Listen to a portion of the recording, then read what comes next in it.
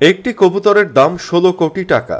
শুনতে কিছুটা অবিশ্বাস্য মনে হলেও মাত্র ২ বছর বয়স নিউকিম নামের কবুতরটি পেয়েছে বিশ্বের সবচেয়ে দামি কবুতরের খেতাব। বেলজিয়ামে নিলামে তোলা এই কবুতরটি কিনেছেন চীনা এক ধনকুবের। যে কবুতরটি এক নজর দেখতে দূর দূরান্ত থেকেও ছুটে আসেন অনেকে। কিন্তু কেন একটি কবুতরের দাম ১৬ কোটি টাকা? কি এর বিশেষত্ব? ঠিক কোন কাজের জন্য এত দাম দিয়ে কেনা হয়েছে এই কবুতরটিকে? একটি কবুতরের দাম কত হতে পারে? কয়েক হাজার কিংবা কয়েক লাখ টাকা। কিন্তু নিলামের দুই ক্রেতার প্রতিযোগিতার কারণে একটি কবুতর বিক্রি হয়েছে ১৬ কোটি টাকায়। বেলজিয়ামের নিলামে নিজ দেশের আরেক ক্রেতাকে পেছনে ফেলে কবুতরটি কিনেছেন চীনের এক ধনকুবের। নিউকিম নামের ২ বছর বয়সী স্ত্রী কবুতরটিকে বিক্রির জন্য নিলামে তোলা হয়। তখন ভিত্তিমূল্য ধরা হয়েছিল মাত্র ২০০ ইউরো। কিন্তু ১.৫ ঘন্টার মধ্যেই দক্ষিণ আফ্রিকার একটি গ্রুপ এর দাম হাঁকে ১৩,১০,০০০ ইউরো। এরপরই নিজেদের সুপার ডুপার ও হ্যামিল্টন নামে পরিচয় দেওয়া দুই চীনা ব্যক্তি এর দাম বাড়াতে থাকেন। পরে অন্য ক্রেতারা থেমে গেলে দাম হাঁকিয়ে যান সুপার ডুপার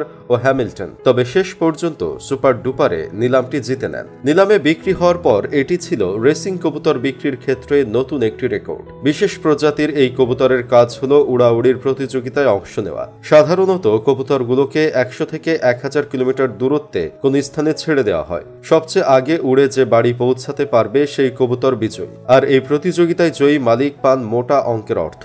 নিলাম হাউস নিউজ পেপার প্রধান নির্বাহী কর্মকর্তা এবং প্রতিষ্ঠাতা নিকোলাস গাইজেল ব্র্যাচেট জানান, এই রেকর্ড দামে কবুতর বিক্রি আসলে অবিশ্বাস্য। তবে নারী বলে হয়তো এর দাম হয়েছে। এর আগে ৪ বছর বয়সী একটি কবুতর $১২ লাখ বিক্রি হয়েছিল। নিউকিম ২০১৮ থেকে একাধিক প্রতিযোগিতায় জিতেছে এবং এরপর সে অবসরে আছে। অবসর জীবনে বেশ কিছু ছানারও জন্ম দিয়েছে কবুতরটি। নিউকিমের মালিক একটি বেলজিয়ান পরিবার। এই বিপুল পরিমাণ অর্থে কবুতরটি বিক্রি হয় রীতিমতো বিস্মিত সবাই। চীনের যে ধনাঢ্য ব্যক্তি কবুতরটি কিনেছেন তার শখ রেসিং পিস সংগ্রহ করা। চীনে সম্প্রতি পিস রেসিং অত্যন্ত জনপ্রিয়তা পেয়েছে।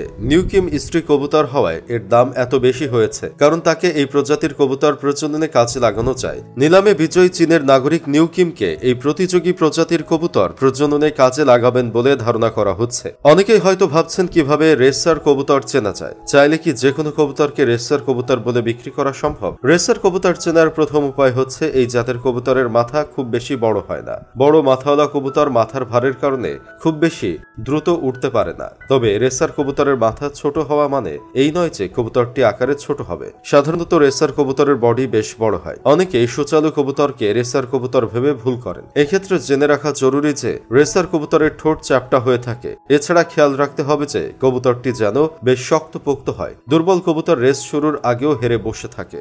আজ এখানেই শেষ করছি। আপনার মতামত কমেন্টে জানাতে পারেন। এতক্ষণ সঙ্গে থাকার জন্য ধন্যবাদ।